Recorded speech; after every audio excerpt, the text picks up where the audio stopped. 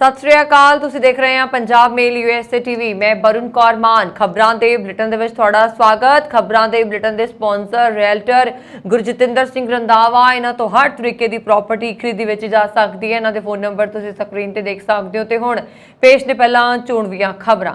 700 पंजाबी विद्यार्थियों की आखिरी उम्मीद भी हुई खत्म। यूके च विद्यार्थियों के परिवार नाल लैके आउण ते पाबंदी लाउण दे लई बरतानवी सरकार तैयार। कैलीफोर्निया च कई वाहनों की टक्कर, 3 लोगों की मौत ते 5 जख्मी। अमरीकी राष्ट्रपति बाइडन ने भारतीय मूल के पुलिस अधिकारी नूं बहादरी मैडल दे नाल कीता सन्मानित। स्कूल होस्टल विच लगी भयानक अग, 20 बच्चों की दर्दनाक मौत, कई लापता। अल्बर्टा विधान सभा दीआं चोणां 29 नूं। ते हुणे इन्हां खबरां दा विस्तार। अमेरिका कैनेडा सने देश विदेश दीआं होर बहुत सारियां खबरां।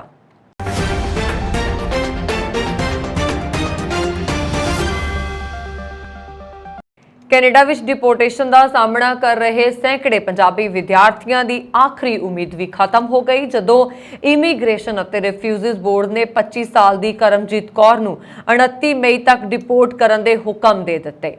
इमीग्रेशन माहिरां का कहना है कि करमजीत कौर के मामले विच आया फैसला होरनां नूं भी सीधे तौर पर प्रभावित कर सकता है और उन्हां नूं भी राहत मिलण के आसार नज़र नहीं आउंदे।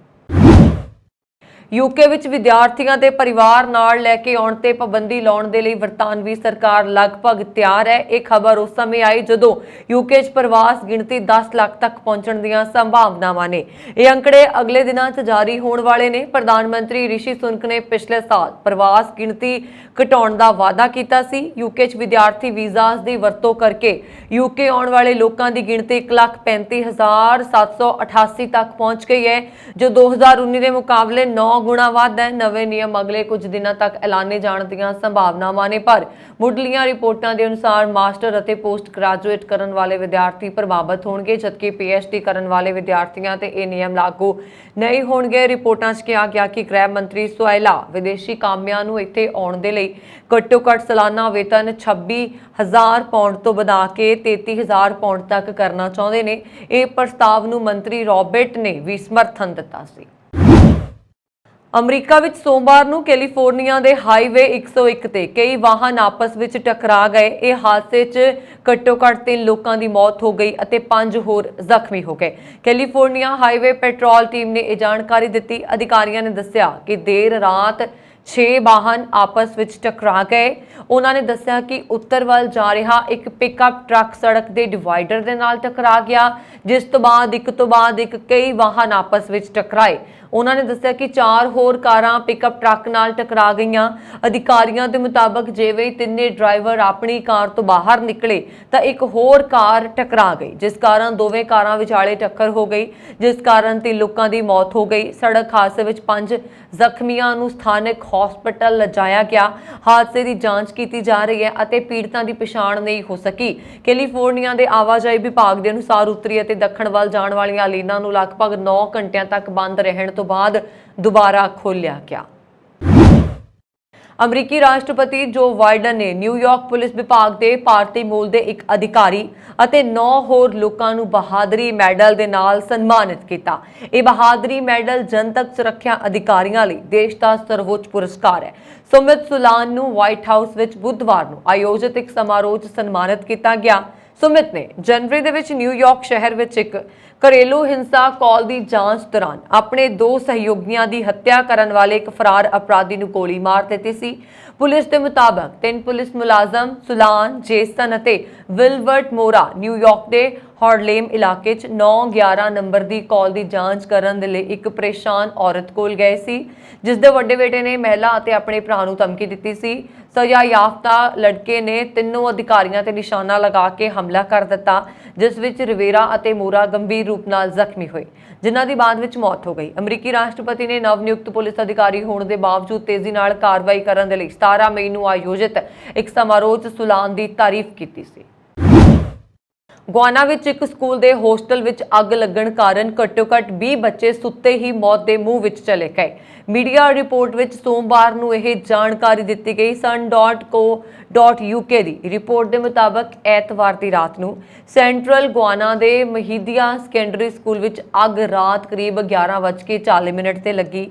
ਰਾਸ਼ਟਰਪਤੀ ਇਰਫਾਨ ਅਲੀ ਨੇ ਇਸ ਨੂੰ ਇੱਕ ਵੱਡੀ ਆਫਤ ਦੱਸਿਆ। ਰਾਸ਼ਟਰਪਤੀ ਨੇ ਇੱਕ ਬਿਆਨ 'ਚ ਕਿਹਾ, ਇਹ ਇੱਕ ਭਿਆਨਕ, ਦੁਖਦਾਈ ਅਤੇ ਦਰਦਨਾਕ ਘਟਨਾ ਹੈ ਅਤੇ ਮੈਂ ਮਾਪਿਆਂ ਅਤੇ ਬੱਚਿਆਂ ਦੇ ਦਰਦ ਦੀ ਕਲਪਨਾ ਨਹੀਂ ਕਰ ਸਕਦਾ ਅਤੇ ਇੱਕ ਦੇਸ਼ ਦੇ ਰੂਪ ਵਿੱਚ ਸਾਨੂੰ ਇਸ ਦੇ ਨਾਲ ਨਜਿੱਠਣਾ ਹੋਏਗਾ। ਸਿਹਤ ਅਧਿਕਾਰੀਆਂ ਦੀ ਸਹਾਇਤਾ ਲਈ 5 ਜਹਾਜ਼ਾਂ ਨੇ ਕਥਿਤ ਤੌਰ ਤੇ ਉਡਾਨ ਭਰੀ, ਜਿਸ ਵਿੱਚ 7 ਬੱਚਿਆਂ ਨੂੰ ਇਲਾਜ ਲਈ ਜਾਰਜ ਟਾਊਨ ਲਿਜਾਣ ਦੀ ਯੋਜਨਾ ਸੀ। ਸਥਾਨਕ ਮੀਡੀਆ ਦੇ ਅਨੁਸਾਰ ਬਹੁਤ ਸਾਰੇ ਬੱਚੇ ਲਾਪਤਾ ਹੋਏ। ਮਹੀਦੀਆ ਕਸਬਾ ਸੋਨੇ ਦੀ ਖੁਦਾਈ ਦੇ ਨਾਲ ਜਾਣਿਆ ਜਾਂਦਾ ਹੈ ਤੇ ਸਕੂਲ ਵਿੱਚ ਇਸ ਖੇਤਰ ਦੇ ਆਲੇ-ਦੁਆਲੇ ਦੇ ਕਸਬਿਆਂ ਅਤੇ ਪਿੰਡਾਂ ਦੇ ਵਿਦਿਆਰਥੀ ਰਹਿੰਦੇ ਨੇ। ਅਲਵਟਾ ਵਿਧਾਨ ਸਭਾ ਦੀਆਂ ਚੋਣਾਂ 29 ਮਈ ਨੂੰ ਹੋਣ ਜਾ ਰਹੀਆਂ ਨੇ। ਐਡਵਾਂਸ ਵੋਟਾਂ 23 ਮਈ ਤੋਂ 27 ਮਈ ਤੱਕ ਪਾਈਆਂ ਜਾਣਗੀਆਂ। ਮੁੱਖ ਮੁਕਾਬਲਾ ਸੱਤਾਧਾਰੀ UCP ਪਾਰਟੀ ਅਤੇ NDP ਪਾਰਟੀ ਵਿਚਕਾਰ ਹੋਏਗਾ। ਪ੍ਰੀਮੀਅਰ ਡੈਨੀਅਲ ਸਮਿਥ ਦੀ ਅਗਵਾਈ ਵਾਲੀ ਯੂਨਾਈਟਿਡ ਕੰਜ਼ਰਵੇਟਿਵ ਪਾਰਟੀ ਅਤੇ ਰੇਚਲ ਨੋਟਲੀ ਦੀ ਅਗਵਾਈ ਵਾਲੀ NDP ਪਾਰਟੀ ਨੇ ਆਪੋ ਆਪਣੇ ਚੋਣ ਵਾਅਦੇ ਜਾਰੀ ਕਰਦਿਆਂ ਚੋਣ ਮੁਹਿੰਮ ਨੂੰ ਭਖਾ ਦਿੱਤਾ ਹੈ। UCP ਪਾਰਟੀ ਵੱਲੋਂ ਵੋਟਰਸ ਦੇ ਨਾਲ ਟੈਕਸ ਕਟੌਤੀ, ਸਿਹਤ ਸਹੂਲਤਾਂ 'ਚ ਵਾਧਾ, ਨੌਕਰੀਆਂ 'ਚ ਵਾਧਾ, ਨਵੇਂ ਟੈਕਸ ਨਾ ਲਗਾਉਣਾ, ਚਾਈਲਡ ਕੇਅਰ ਦੇ ਲਈ ਪ੍ਰਤੀ ਦਿਨ $10 ਦੇਣ ਦੇ ਮੁੱਦੇ ਸਮੇਤ ਕਈ ਵਾਅਦੇ ਕੀਤੇ ਜਾ ਰਹੇ ਨੇ। ਦੂਜੇ ਪਾਸੇ NDP ਪਾਰਟੀ ਵੱਲੋਂ ਅਲਬਰਟਾ ਦੇ ਬਿਹਤਰ ਭਵਿੱਖ ਦੇ ਸੱਦੇ ਨਾਲ ਇਨਕਮ ਟੈਕਸ 'ਚ ਵਾਧਾ ਨਾ ਕਰਨ, ਫੈਮਿਲੀ ਹੈਲਥ ਦੇ ਲਈ ਡਾਕਟਰਾਂ ਦੀ ਹੋਰ ਭਰਤੀ, ਨਵੀਆਂ ਨੌਕਰੀਆਂ, 40,000 ਲੋਕਾਂ ਲਈ ਸਸਤੇ ਘਰ ਬਣਾਉਣ ਦੇ ਨਾਲ ਮੁਲਾਜ਼ਮਾਂ ਤੇ ਪੈਨਸ਼ਨਰਜ਼ ਨੂੰ ਹੋਰ ਸਹੂਲਤਾਂ ਦੇਣ ਦੇ ਵਾਅਦੇ ਕਰਦਿਆਂ ਵੋਟਰਸ ਨੂੰ ਭਰਮਾਇਆ ਜਾ ਰਿਹਾ ਹੈ। ਇਸ ਵਾਰ ਵੀ ਦੋਵੇਂ ਪਾਰਟੀਆਂ ਨੇ ਹਰ ਵਾਰ ਦੀ ਤਰ੍ਹਾਂ ਪੰਜਾਬੀ ਮੂਲ ਦੇ ਉਮੀਦਵਾਰ ਪੰਜਾਬੀਆਂ ਦੀ ਸੰਘਣੀ ਬਸੋਂ ਵਾਲੇ ਇਲਾਕੇ 'ਚ ਖੜੇ ਕੀਤੇ ਹੋਏ ਨੇ। ਅਲਬਰਟਾ ਦੀ ਰਾਜਧਾਨੀ ਐਡਮਿੰਟਨ ਅਤੇ ਦੂਸਰੇ ਵੱਡੇ ਸ਼ਹਿਰ ਕਲਗਰੀ ਤੋਂ ਕਈ ਪੰਜਾਬੀ ਮੂਲ ਦੇ ਉਮੀਦਵਾਰ ਮੈਦਾਨ 'ਚ ਨੇ। ਭਾਰਤ ਸਮੇਤ ਦੁਨੀਆ ਦੇ ਵੱਖ-ਵੱਖ ਹਿੱਸਿਆਂ ਦੇ ਵਿੱਚ ਭਿਆਨਕ ਗਰਮੀ ਪੈ ਰਹੀ। ਇਸ ਦੌਰਾਨ ਭਿਆਨਕ ਗਰਮੀ 'ਚ ਕਾਰ 'ਚ ਬੰਦ ਰਹਿਣ ਕਾਰਨ 2 ਸਾਲਾ ਬੱਚੀ ਦੀ ਮੌਤ ਹੋ ਗਈ। ਉਹ 15 ਘੰਟੇ ਤੋਂ ਕਾਰ ਵਿੱਚ ਬੰਦ ਸੀ। ਇਸ ਮਾਮਲੇ 'ਚ ਪੁਲਿਸ ਨੇ ਪੀੜਤਾ ਦੇ ਪਿਤਾ ਅਤੇ ਮਾਂ ਨੂੰ ਗ੍ਰਿਫਤਾਰ ਕਰ ਲਿਆ। ਬੱਚੀ ਦੇ ਸਰੀਰ ਦਾ ਤਾਪਮਾਨ 41.6 ਡਿਗਰੀ ਸੈਲਸੀਅਸ ਤੱਕ ਪਹੁੰਚ ਗਿਆ ਸੀ। ਕਾਰ ਵਿੱਚ ਇੱਕ 4 ਸਾਲਾ ਬੱਚੀ ਵੀ ਬੰਦ ਸੀ, ਪਰ ਉਹ ਬਾਹਰ ਨਿਕਲਣ ਦੇ ਵਿੱਚ ਕਾਮਯਾਬ ਹੋ ਗਿਆ ਔਰ ਇਸ ਸਮੇਂ ਉਸ ਨੂੰ ਬਾਲ ਸੁਰੱਖਿਆ ਸੇਵਾਵਾਂ ਦੀ ਦੇਖਭਾਲ ਵਿੱਚ ਰੱਖਿਆ ਗਿਆ ਹੈ। ਡੇਲੀ ਸਟਾਰ ਦੀ ਰਿਪੋਰਟ ਦੇ ਮੁਤਾਬਕ ਇਹ ਮਾਮਲਾ ਅਮਰੀਕਾ ਦੇ ਫਲੋਰੀਡਾ ਦਾ ਹੈ। ਮਾਮਲੇ ਦੀ ਜਾਂਚ ਕਰਨ ਤੇ ਪਤਾ ਲੱਗਾ ਕਿ ਇਹਨਾਂ ਬੱਚਿਆਂ ਦੀ ਮਾਂ ਉਹਨਾਂ ਨੂੰ ਕਾਰ ਵਿੱਚ ਬੰਦ ਕਰਕੇ ਭੁੱਲ ਗਈ ਸੀ। ਜਦੋਂ ਉਸ ਨੂੰ ਯਾਦ ਆਇਆ ਤਾਂ ਉਸਨੇ ਬੱਚੀ ਨੂੰ ਬੇਹੋਸ਼ ਪਾਇਆ। ਉਸਨੇ ਐਮਰਜੈਂਸੀ ਨੰਬਰ ਤੇ ਕਾਲ ਕੀਤੀ। ਫਿਰ ਜਦੋਂ ਡਾਕਟਰੀ ਸਹਾਇਤਾ ਪਹੁੰਚੀ ਉਦੋਂ ਤੱਕ ਬੱਚੀ ਦੀ ਮੌਤ ਹੋ ਚੁੱਕੀ ਸੀ। ਮਾਮਲੇ ਦੀ ਜਾਂਚ ਕਰ ਰਹੀ ਪੁਲਿਸ ਨੇ ਦੱਸਿਆ ਕਿ ਦੋਸ਼ੀ ਮਾਂ ਆਪਣੇ 2 ਬੱਚਿਆਂ ਨੂੰ ਕਾਰ 'ਚ ਸੁੱਤੇ ਪਏ ਛੱਡਣ ਤੋਂ ਬਾਅਦ ਉਹਨਾਂ ਨੂੰ ਬਾਹਰ ਕੱਢਣਾ ਭੁੱਲ ਗਈ। ਬੱਚੇ ਦੇਰ ਰਾਤ ਤੋਂ ਅਗਲੇ ਦਿਨ ਦੁਪਹਿਰ 3 ਵਜੇ ਤੱਕ ਕਾਰ 'ਚ ਹੀ ਰਹੇ। ਇਹ ਘਟਨਾ 16 ਮਈ ਦੀ ਹੈ। ਪੁਲਿਸ ਅਧਿਕਾਰੀਆਂ ਨੇ ਦੱਸਿਆ ਕਿ ਦੋਵੇਂ ਬੱਚੇ ਕਾਰ 'ਚ ਸੁੱਤੇ ਹੋਏ ਸੀ। ਉਹਨਾਂ ਨੇ ਬੱਚਿਆਂ ਨੂੰ ਕਾਰ ਵਿੱਚ ਛੱਡਣ ਦਾ ਫੈਸਲਾ ਕੀਤਾ ਅਤੇ ਘਰ ਵਿੱਚ ਸੌਣ ਦੇ ਲਈ ਚਲੇ ਗਏ। ਦੁਪਹਿਰ 3:41 ਤੇ ਜੋੜੇ ਦੀ ਨੀਂਦ ਖੁੱਲੀ ਅਤੇ ਉਹਨਾਂ ਨੂੰ ਅਹਿਸਾਸ ਹੀ ਨਹੀਂ ਹੋਇਆ ਕਿ ਬੱਚੇ ਕਾਰ ਵਿੱਚ ਸਨ। ਪੁਲਿਸ ਨੇ ਜਦੋਂ ਪਤੀ ਪਤਨੀ ਦੇ ਘਰ ਦੀ ਤਲਾਸ਼ੀ ਲਈ ਤਾਂ ਉੱਥੋਂ ਨਸ਼ੀਲੇ ਪਦਾਰਥ ਬਰਾਮਦ ਹੋਏ। ਅਧਿਕਾਰੀਆਂ ਨੇ ਬੱਚੀ ਦੀ ਮੌਤ ਦਾ ਕਾਰਨ ਨਸ਼ੇ ਨੂੰ ਦੱਸਿਆ। ਉਹਨਾਂ ਨੇ ਕਿਹਾ ਕਿ ਨਸ਼ੇ ਵਿੱਚ ਵਿਅਕਤੀ ਭੁੱਲ ਜਾਂਦਾ ਹੈ ਕਿ ਅਸਲ ਵਿੱਚ ਕੀ ਹੋ ਰਿਹਾ ਅਤੇ ਫਿਰ ਅਜਿਹੀਆਂ ਘਟਨਾਵਾਂ ਵਾਪਰਦੀਆਂ ਨੇ। ਪੁਲਿਸ ਨੇ ਐਮਜ਼ ਅਤੇ ਮੈਕਲੀਨ ਨੂੰ ਗ੍ਰਿਫਤਾਰ ਕਰ ਲਿਆ। ਇਹਨਾਂ ਖਿਲਾਫ ਨਸ਼ੀਲੇ ਪਦਾਰਥ ਰੱਖਣ ਅਤੇ ਬੱਚੇ ਦੇ ਨਾਲ ਲਾਪਰਵਾਹੀ ਵਰਤਣ ਦੇ ਦੋਸ਼ ਹੇਠ ਕੇਸ ਦਰਜ ਕੀਤਾ ਗਿਆ। ਉਹਨਾਂ ਨੇ ਪੁਸ਼ਟੀ ਕੀਤੀ ਹੈ ਕਿ ਬੱਚੀ ਦੇ ਪੋਸਟਮਾਰਟਮ ਤੋਂ ਬਾਅਦ ਜੋੜੇ ਖਿਲਾਫ ਵਾਧੂ ਦੋਸ਼ ਲਗਾਏ ਜਾ ਸਕਦੇ ਨੇ। ਅਮਰੀਕਾ ਵਿੱਚ new jersey the IT company ਨੂੰ ਕਥਿਤ ਤੌਰ ਤੇ ਭੇਦਭਾਵ ਵਾਲੇ ਨੌਕਰੀਆਂ ਦੇ ਇਸ਼ਤਿਹਾਰ ਜਾਰੀ ਕਰਨ ਅਤੇ ਸਿਰਫ ਭਾਰਤੀਆਂ ਤੋਂ ਅਰਜ਼ੀਆਂ ਮੰਗਣ ਦੇ ਦੋਸ਼ ਵਿੱਚ $25,500 ਦਾ जुर्माना लगाया गया है। न्याय विभाग ने दोष लगाया कि सूचना technology company Infosoft Solutions Inc ने 6 पक्षपाती नौकरियां ਦੇ ਇਸ਼ਤਿਹਾਰ ਪੋਸਟ ਕਰਕੇ ਇਮੀਗ੍ਰੇਸ਼ਨ ਅਤੇ ਸਿਟੀਜ਼ਨਸ਼ਿਪ ਐਕਟ ਦੀ ਉਲੰਘਣਾ ਕੀਤੀ। ਇਸ਼ਤਿਹਾਰਾਂ ਦੇ ਵਿੱਚ ਕਥਿਤ ਤੌਰ ਤੇ ਕੇਵਲ ਗੈਰ ਅਮਰੀਕੀ ਨਾਗਰਿਕਾਂ ਤੋਂ ਅਰਜ਼ੀਆਂ ਮੰਗੀਆਂ ਗਈਆਂ ਸੀ ਅਤੇ ਇੱਕ ਵਿਗਿਆਪਨ ਦੇ ਵਿੱਚ ਕੇਵਲ ਭਾਰਤੀਆਂ ਨੂੰ ਅਰਜ਼ੀ ਦੇਣ ਦੇ ਲਈ ਕਿਹਾ ਗਿਆ ਸੀ। स्ट्रीट जर्नल ने सोमवार ਨੂੰ ਦੱਸਿਆ ਕਿ ਫੇਸਬੁੱਕ ਦੀ ਕੰਪਨੀ ਮੇਟਾ ਪਲੇਟਫਾਰਮ ਇੰਕ ਤੇ ਯੂਰਪੀ ਸੰਘ ਦੀ ਨਿਜਤਾ ਇਕਾਈ ਦੁਆਰਾ 1.3 अरब डॉलर ਜਾਂ ਕਰੀਬ 10,765 ਕਰੋੜ ਦਾ ਜੁਰਮਾਨਾ ਲਗਾਇਆ ਗਿਆ ਹੈ। ਇਹ ਜੁਰਮਾਨਾ Amazon.com ਇੰਕ ਦੇ ਪਿਛਲੇ ਰਿਕਾਰਡ 81.20 ਮਿਲੀਅਨ ਡਾਲਰ ਤੋਂ ਜ਼ਿਆਦਾ ਹੈ। ਅਸਲ 'ਚ ਇਹ ਪੂਰਾ ਮਾਮਲਾ यूरोपी यूनियन ਦੇ ਨਾਲ ਜੁੜਿਆ ਹੋਇਆ ਹੈ। ਅਥਾਰਟੀ ਨੂੰ ਇਸ ਗੱਲ ਦਾ ਡਰ ਹੈ ਕਿ ਜੇਕਰ ਕਿਸੇ ਦੇਸ਼ ਦੇ ਯੂਜ਼ਰਸ ਦਾ ਡਾਟਾ ਅਮਰੀਕਾ ਪਹੁੰਚਦਾ ਹੈ ਤਾਂ ਉਹ ਡਾਟਾ ਅਮਰੀਕਾ ਖੁਫੀਆ ਏਜੰਸੀ ਤੱਕ ਵੀ ਪਹੁੰਚ ਸਕਦਾ ਹੈ। ਆਇਰਲੈਂਡ ਦੇ ਡਾਟਾ ਸੁਰੱਖਿਆ ਕਮਿਸ਼ਨਰ ਹੈਲਨ ਦੀ ਅਗਵਾਈ ਵਾਲੇ यूरोपी संघ के अधिकारी फेसबुक द्वारा यूरोपी उपभोक्ता डाटा ਨੂੰ ट्रांसफर ਕਰਨ ਦੇ ਲਈ ਪ੍ਰਯੋਗ ਕੀਤੇ ਜਾਣ ਵਾਲੇ ਕਾਨੂੰਨੀ ਉਪਕਰਣ ਤੇ ਪਾਬੰਦੀ ਲਗਾਉਣ ਨੂੰ ਅੰਤਿਮ ਰੂਪ ਦੇ ਰਹੇ ਨੇ। ਅਮਰੀਕਾ ਦੇ ਰਾਜ ਇੰਡੀਆਨਾ ਦੇ ਉੱਤਰ ਪੱਛਮ 'ਚ ਇੱਕ ਘਰ 'ਚ ਹੋਏ ਜ਼ਬਰਦਸਤ ਗ੍ਰਨੇਡ ਧਮਾਕੇ 'ਚ ਪਿਤਾ ਦੀ ਮੌਤ ਹੋਣ ਤੇ ਉਸਦੇ 2 ਪੁੱਤਰਾਂ ਦੇ ਜ਼ਖਮੀ ਹੋਣ ਦੀ ਖਬਰ ਹੈ। ਲੇਕ ਕਾਉਂਟੀ ਸ਼ੈਰਿਫ ਦਫ਼ਤਰ ਦੇ ਬੁਲਾਰੇ ਪਾਮ ਨੇ ਜਾਰੀ ਇੱਕ ਪ੍ਰੈਸ ਬਿਆਨ 'ਚ ਕਿਹਾ ਕਿ ਇਹ ਪਰਿਵਾਰਕ ਮੈਂਬਰ ਆਪਣੇ ਦਾਦੇ ਦੇ ਸਨਮਾਨ ਦੀ ਫਰੋਲਾ ਫਰਾਲੀ ਕਰ ਰਹੇ ਸਨ ਜਦੋਂ ਉਹਨਾਂ ਨੂੰ ਉੱਥੋਂ ਹੱਥ ਗੋਲਾ ਮਿਲਿਆ। ਇੱਕ ਮੈਂਬਰ ਨੇ ਹੱਥ ਗੋਲੇ ਦੀ ਪਿੰਨ ਕੱਢ ਦਿੱਤੀ ਜਿਸ ਉਪਰੰਤ ਧਮਾਕਾ ਜ਼ਬਰਦਸਤ ਹੋਇਆ। ਸ਼ਾਮ 6:30 ਵਜੇ ਪੁਲਿਸ ਅਫਸਰ ਮੌਕੇ ਤੇ ਪੁੱਜੇ। ਪੁਲਿਸ ਦੇ ਅਨੁਸਾਰ ਪਿਤਾ ਬੇਹੋਸ਼ੀ ਦੀ ਹਾਲਤ ਵਿੱਚ ਸੀ ਜਿਸ ਨੂੰ ਬਾਅਦ ਵਿੱਚ ਮ੍ਰਿਤਕ ਐਲਾਨ ਦਿੱਤਾ ਗਿਆ। 14 ਤੇ 18 ਸਾਲ ਦੇ ਉਸਦੇ 2 ਪੁੱਤਰਾਂ ਨੂੰ ਸਥਾਨਕ ਹਸਪਤਾਲ ਦਾਖਲ ਕਰਵਾਇਆ ਗਿਆ। ਬਿਆਨ ਦੇ ਅਨੁਸਾਰ ਖੇਤਰ 'ਚ ਸੰਭਾਵੀ ਤੌਰ ਤੇ ਹੋਰ ਧਮਾਕੇ ਖੇਜ਼ ਸਮੱਗਰੀ ਹੋ ਸਕਦੀ ਹੈ ਜਿਸ ਦੀ ਭਾਲ ਲਈ ਪੋਰਟਰ ਕਾਉਂਟੀ ਦੇ ਬੰਬ ਸਕੁਐਡ ਨੂੰ ਮੌਕੇ ਉੱਪਰ ਬੁਲਾਇਆ। ਅਧਿਆਪਕ ਅਤੇ ਵਿਦਿਆਰਥੀ ਦਾ ਰਿਸ਼ਤਾ ਇੱਜ਼ਤ ਅਤੇ ਮਾਣ ਸਤਿਕਾਰ ਦਾ ਹੁੰਦਾ ਹੈ। ਜੇਕਰ ਦੋਹਾਂ ਧਿਰਾਂ ਵਿੱਚ ਕੋਈ ਵੀ ਉਸ ਨੂੰ ਮਾਣ ਸਨਮਾਨ ਦੀ ਉਲੰਘਣਾ ਕਰਦਾ ਹੈ ਤਾਂ ਇਸ ਰਿਸ਼ਤੇ ਦਾ ਅਪਮਾਨ ਹੋ ਜਾਂਦਾ ਹੈ। ਅਜਿਹਾ ਹੀ ਕੁਝ ਅਮਰੀਕਾ ਦੇ ਇੱਕ ਸਕੂਲ ਵਿੱਚ ਹੋਇਆ ਹੈ ਜਿੱਥੇ ਅਧਿਆਪਕ ਨੇ ਵਿਦਿਆਰਥੀ ਤੇ ਤਸ਼ੱਦਦ ਕਰਕੇ ਰਿਸ਼ਤੇ ਨੂੰ ਗੰਦਲਾ ਕਰ ਦਿੱਤਾ। ਇੱਕ ਮਹਿਲਾ ਅਧਿਆਪਕ ਤੇ 16 ਸਾਲਾ ਲੜਕੇ ਨਾਲ ਜ਼ਬਰਦਸਤੀ ਬਲਾਤਕਾਰ ਕਰਨ ਦਾ ਦੋਸ਼ ਲੱਗਾ। ਅਧਿਆਪਕ ਆਪ ਵਿਆਹੀ ਹੋਈ ਹੈ। ਹੁਣ ਇਹ ਮਾਮਲਾ ਕਾਫੀ ਚਰਚਾ 'ਚ ਹੈ। ਡੇਲੀ ਮੇਲ ਨਿਊਜ਼ ਵੈਬਸਾਈਟ ਦੀ ਰਿਪੋਰਟ ਦੇ ਮੁਤਾਬਕ 38 ਸਾਲਾ ਟ੍ਰੇਸੀ ਯੂਕਾਪਾ ਹਾਈ ਸਕੂਲ 'ਚ ਪੜ੍ਹਾਉਂਦੀ ਸੀ ਪਰ ਵੀਰਵਾਰ ਨੂੰ ਉਸ ਨੂੰ ਪੁਲਿਸ ਨੇ ਗ੍ਰਿਫਤਾਰ ਕਰ ਲਿਆ ਅਤੇ ਸੈਨ ਕਾਉਂਟੀ ਡਿਟੈਂਸ਼ਨ ਸੈਂਟਰ ਵਿੱਚ ਕੈਦ ਕਰ ਦਿੱਤਾ। ਅਜਿਹਾ ਇਸ ਲਈ ਕਿਉਂਕਿ ਟ੍ਰੇਸੀ ਨੇ 16 ਸਾਲ ਦੇ ਸਕੂਲੀ ਲੜਕੇ ਨਾਲ ਬਲਾਤਕਾਰ ਕੀਤਾ। ਟ੍ਰੇਸੀ ਖੁਦ 2 ਬੱਚਿਆਂ ਦੀ ਮਾਂ ਹੈ। ਟ੍ਰੇਸੀ ਦੀ ਜ਼ਮਾਨਤ ਰਾਸ਼ੀ 24 ਲੱਖ ਰੁਪਏ ਰੱਖੀ ਗਈ ਹੈ। ਤੁਹਾਨੂੰ ਇਹ ਜਾਣ ਕੇ ਹੈਰਾਨੀ ਹੋਏਗੀ ਕਿ ਸਾਲ 2017 'ਚ ਟ੍ਰੇਸੀ ਨੂੰ ਟੀਚਰ ਆਫ ਦਾ ਈਅਰ ਦਾ ਅਵਾਰਡ ਵੀ ਮਿਲਿਆ ਸੀ। ਸਾਲ 2007 ਵਿੱਚ ਉਸ ਦਾ ਵਿਆਹ ਜਸਟਨ ਨਾਂ ਦੇ ਵਿਅਕਤੀ ਨਾਲ ਹੋਇਆ। ਜਦੋਂ ਉਹਨਾਂ ਨੂੰ ਅਵਾਰਡ ਮਿਲਿਆ ਤਾਂ ਸਾਰਿਆਂ ਨੇ ਉਹਨਾਂ ਦੀ ਖੂਬ ਤਾਰੀਫ ਕੀਤੀ। ਅਜਿਹੇ 'ਚ ਲੋਕ ਉਹਨਾਂ ਦੇ ਇਸ ਕੰਮ ਨੂੰ ਹੈਰਾਨੀ ਨਾਲ ਦੇਖ ਰਹੇ ਨੇ। YouTube ਤੇ ਟ੍ਰੇਸੀ ਦਾ ਇੱਕ ਵੀਡੀਓ ਅਪਲੋਡ ਕੀਤਾ ਗਿਆ ਜਿਸ ਵਿੱਚ ਉਹ ਬੱਚਿਆਂ ਨੂੰ ਮੈਥਸ ਆਨਰਸ ਦਾ ਕੋਰਸ ਪੜ੍ਹਾਉਂਦੀ ਨਜ਼ਰ ਆ ਰਹੀ। ਸਕੂਲ ਵੱਲੋਂ ਜਾਰੀ ਬਿਆਨ ਵਿੱਚ ਕਿਹਾ ਗਿਆ ਕਿ ਸਕੂਲ ਦੇ ਬੱਚਿਆਂ ਦੀ ਸੁਰੱਖਿਆ ਉਹਨਾਂ ਦੀ ਪਹਿਲੀ ਤਰਜੀਹ ਹੈ, ਇਸ ਲਈ ਉਹ ਇਹਨਾਂ ਦੋਸ਼ਾਂ ਨੂੰ ਗੰਭੀਰਤਾ ਦੇ ਨਾਲ ਲੈ ਰਹੇ ਨੇ। ਪਿਛਲੇ 10 ਸਾਲਾਂ 'ਚ ਤੀਜੀ ਵਾਰ ਹੈ ਜਦੋਂ ਕਿਸੇ ਮਹਿਲਾ ਅਧਿਆਪਕ ਦਾ ਕਿਸੇ ਵਿਦਿਆਰਥੀ ਦੇ ਨਾਲ ਅਫੇਅਰ ਸਾਹਮਣੇ ਆਇਆ। ਸਾਰੇ ਵਿਦਿਆਰਥੀ ਨਾਬਾਲਗ ਹੋਣ ਕਾਰਨ ਇਸ ਨੂੰ ਬਲਾਤਕਾਰ ਦੀ ਸ਼੍ਰੇਣੀ ਵਿੱਚ ਰੱਖਿਆ ਜਾ ਰਿਹਾ। ਪੁਲਿਸ ਦਾ ਮੰਨਣਾ ਹੈ ਕਿ ਮਹਿਲਾ ਅਧਿਆਪਕ ਨੇ ਕਿਸੇ ਹੋਰ ਵਿਦਿਆਰਥੀ ਨੂੰ ਆਪਣਾ ਸ਼ਿਕਾਰ ਬਣਾਇਆ ਹੋ ਸਕਦਾ ਹੈ। ਅਜਿਹੇ 'ਚ ਗੰਭੀਰਤਾ ਦੇ ਨਾਲ ਜਾਂਚ ਕੀਤੀ ਜਾ ਰਹੀ ਹੈ। ਸਾਲ 2015 'ਚ ਵੀ ਅਜਿਹਾ ਹੀ ਮਾਮਲਾ ਸਾਹਮਣੇ ਆਇਆ ਸੀ ਜਿਸ ਵਿੱਚ ਇੱਕ ਮਹਿਲਾ ਅਧਿਆਪਕ ਨੇ ਉਸੇ ਵਿਦਿਆਰਥੀ ਦੇ ਨਾਲ ਬਲਾਤਕਾਰ ਕੀਤਾ ਸੀ ਜਿਸ ਦਾ ਉਸਦੀ ਬੇਟੀ ਨਾਲ ਅਫੇਅਰ ਸੀ। ਹੁਣ ਤੱਕ ਤੁਸੀਂ ਸੁਣਿਆ ਹੋਵੇਗਾ ਕਿ ਕਿਸੇ ਵਿਅਕਤੀ ਨੇ ਲੱਖਾਂ ਜਾਂ ਕਰੋੜਾਂ ਦਾ ਘਰ ਖਰੀਦਿਆ ਹੈ ਪਰ ਹਾਲ ਹੀ ਵਿੱਚ ਅਮਰੀਕਾ ਦੇ ਕੈਲੀਫੋਰਨੀਆ 'ਚ ਇੱਕ ਕੰਪਨੀ ਨੇ 22.5 ਮਿਲੀਅਨ ਡਾਲਰ ਵਿੱਚ ਇੱਕ ਅਨੋਖਾ ਸ਼ਹਿਰ ਖਰੀਦਿਆ। ਆਲੇ ਦੁਆਲੇ ਦੇ ਲੋਕ ਇਸ ਨੂੰ ਭੂਤੀਆ ਸਥਾਨ ਵਜੋਂ ਜਾਣਦੇ ਨੇ। ਇਹ ਸ਼ਹਿਰ 1983 ਤੋਂ ਖਾਲੀ ਪਿਆ ਹੈ ਅਤੇ ਕੈਸਰ ਸਟੀਲ ਲਈ ਮਸ਼ਹੂਰ ਸੀ।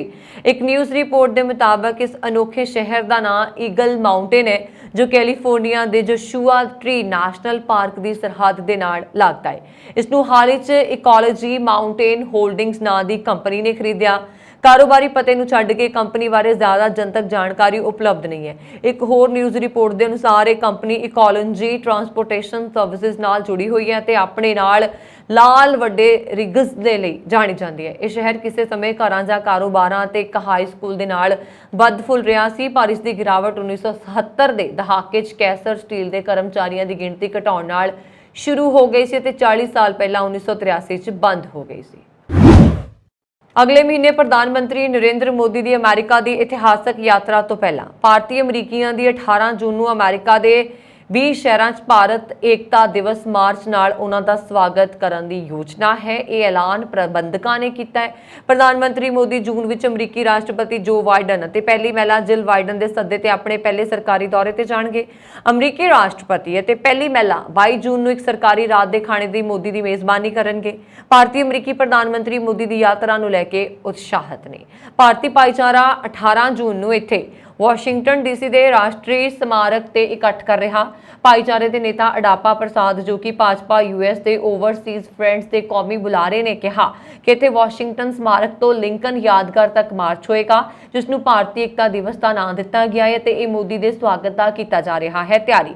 ਇਸ ਸਮੇਂ ਅਮਰੀਕਾ ਦੇ ਲਗਭਗ 20 ਸ਼ਹਿਰਾਂ 'ਚ ਪੂਰਬ ਤੋਂ ਪੱਛਮ, ਉੱਤਰ ਤੋਂ ਦੱਖਣ ਤੱਕ ਵੱਡੇ ਸ਼ਹਿਰਾਂ 'ਚੋਂ ਹੁੰਦੇ ਹੋਏ ਨਿਊਯਾਰਕ ਦੇ ਟਾਈਮ ਸਕੁਅਰ ਅਤੇ ਸੈਨ ਫਰਾਂਸਿਸਕੋ ਦੇ ਗੋਲਡਨ ਬ੍ਰਿਜ ਵਰਗੀਆਂ ਪ੍ਰਸਿੱਧ ਥਾਵਾਂ ਤੇ ਵੀ ਇਸ ਤਰ੍ਹਾਂ ਦੀ ਸਵਾਗਤੀ ਮਾਰਚ ਹੋਣਗੇ। ਜੇਕਰ ਜਾਨਵਰਾਂ 'ਚੋਂ ਵਫਾਦਾਰ ਜਾਨਵਰ ਦੀ ਚੋਣ ਕਰਨੀ ਹੋਏ ਤਾਂ ਡੌਗਿਜ਼ ਨੂੰ ਇਨਸਾਨ ਦਾ ਸਭ ਤੋਂ ਵੱਧ ਵਫਾਦਾਰ ਜਾਨਵਰ ਮੰਨਿਆ ਜਾਂਦਾ ਹੈ, ਜਿਹੜਾ ਕਿ ਹਜ਼ਾਰਾਂ ਸਾਲਾਂ ਤੋਂ ਇਨਸਾਨ ਦੇ ਵਫਾਦਾਰ ਸਾਥੀ ਹੋਣ ਦਾ ਸਬੂਤ ਵੀ ਦਿੰਦਾ ਆ ਰਿਹਾ। ਸਾਇੰਸ ਦੇ ਅਨੁਸਾਰ ਇੱਕ ਡੌਗੀ ਦੀ ਆਮ ਉਮਰ 10 ਤੋਂ 13 ਜਾਂ 14 ਸਾਲ ਹੋ ਸਕਦੀ ਹੈ। ਤੁਹਾਨੂੰ ਦੁਨੀਆ ਦੇ ਸਭ ਤੋਂ ਲੰਬੀ ਉਮਰ ਦੇ ਡੌਗੀ ਦੇ ਨਾਲ ਦੱਸਣ ਜਾ ਰਹੇ ਹਾਂ ਤੇ ਹੁਣ ਤੁਹਾਨੂੰ ਦੱਸਦੇ ਹਾਂ ਦੁਨੀਆ ਦੇ ਸਭ ਤੋਂ ਲੰਬੀ ਉਮਰ ਦੇ ਡੌਗੀ ਬਾਰੇ, ਜਿਸ ਦਾ ਯੂਰੋਪੀਅਨ ਦੇਸ਼ ਪੁਰਤਗਾਲ ਦੇ ਸ਼ਹਿਰ ਕੌਨਕੀਰੋਸ ਵਿਖੇ ਰਹਿਣ ਵਸੇਰਾ ਕਰਦੇ ਕੋਸਟਾ ਪਰਿਵਾਰ ਵਿੱਚ ਮਈ ਮਹੀਨੇ 1992 ਨੂੰ ਜਨਮ ਲਿਆ ਤੇ ਅੱਜ ਇਹ ਡੌਗੀ ਪੂਰੇ 31 ਸਾਲ ਦਾ ਹੋ ਗਿਆ, ਜਿਸ ਦੀ ਰਾਫੇਰੋ ਡੇ ਅਲਜੇਂਜੇ ਨਸਲ ਹੈ। ਮਾਹਿਰਾਂ ਦੇ ਅਨੁਸਾਰ ਇਸ ਨਸਲ ਦੇ ਡੌਗੀਜ਼ ਦੀ ਉਮਰ 10 ਤੋਂ 13 ਸਾਲ ਤੱਕ ਹੀ ਹੁੰਦੀ ਹੈ, ਪਰ ਬੌਬੀ ਦੀ ਹੋਈ 31 ਸਾਲ ਉਮਰ ਨੇ ਜਿੱਥੇ ਸਭ ਨੂੰ ਹੈਰਾਨ ਕਰ ਦਿੱਤਾ, ਉੱਥੇ ਉਸ ਨੂੰ ਗਿਨੀਜ਼ ਵਰਲਡ ਰਿਕਾਰਡਸ ਨੇ ਦੁਨੀਆ ਦੇ ਸਭ ਤੋਂ ਲੰਬੀ ਉਮਰ ਦੇ ਕੁੱਤੇ ਦਾ ਖਿਤਾਬ ਦੇ ਨਾਲ ਵੀ ਨਿਵਾਜਿਆ।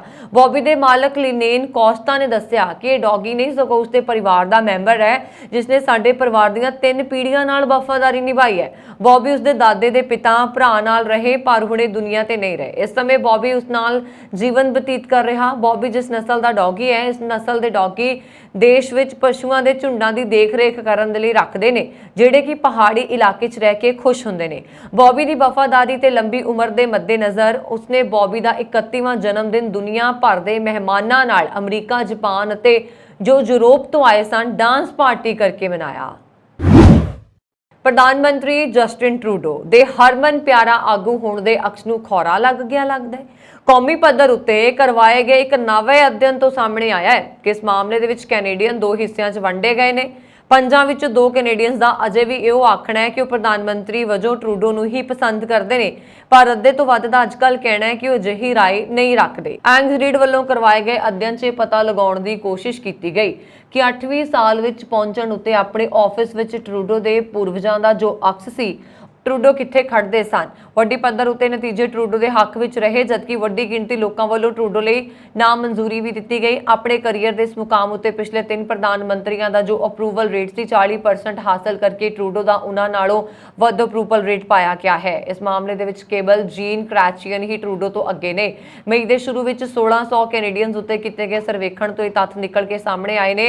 8ਵੇਂ ਸਾਲ ਵਿੱਚ ਪ੍ਰਧਾਨ ਮੰਤਰੀ ਦੇ ਅਹੁਦੇ ਉੱਤੇ ਰਹਿਣ ਦੇ ਮਾਮਲੇ 'ਚ ਟਰੂਡੋ ਦਾ ਅਪਰੂਵਲ ਰੇਟ ਸਾਬਕਾ ਪ੍ਰਧਾਨ ਮੰਤਰੀ ਸਟੀਫਨ ਹਾਰਪਰ ਨਾਲੋਂ 4 ਅੰਕ ਜ਼ਿਆਦਾ ਹੈ ਤੇ ਆਪਣੇ ਪਿਤਾ ਪੀਅਰ ਐਲੀਅਟ ਟਰੂਡੋ ਨਾਲੋਂ ਇਹ ਅਪਰੂਵਲ ਰੇਟ 8 ਅੰਕ ਜ਼ਿਆਦਾ ਹੈ। ਬ੍ਰਾਇਨ ਮਲਰੋਨੀ ਦਾ ਅਪਰੂਵਲ ਰੇਟ ਕੇਵਲ 12% ਹੀ ਪਾਇਆ ਗਿਆ।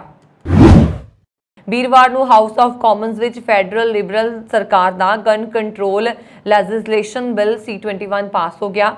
ਬਹੁਗਿਣਤੀ ਐਮਪੀਜ਼ ਨੇ ਬਿੱਲ ਪਾਸ ਹੋਣ ਦੇ ਲਈ ਵੋਟ ਪਾਈ, ਜਦਕਿ 2 ਲਿਬਰਲ ਐਮਪੀਜ਼ ਜਿਹੜੇ ਉੱਤਰੀ ਹਲਕਿਆਂ ਨਾਲ ਸੰਬੰਧਿਤ ਨੇ ਕੰਜ਼ਰਵੇਟਿਵਾਂ ਦੀ ਤਰਜ਼ ਉੱਤੇ ਇਸ ਬਿੱਲ ਦੇ ਖਿਲਾਫ ਵੋਟ ਪਾਈ।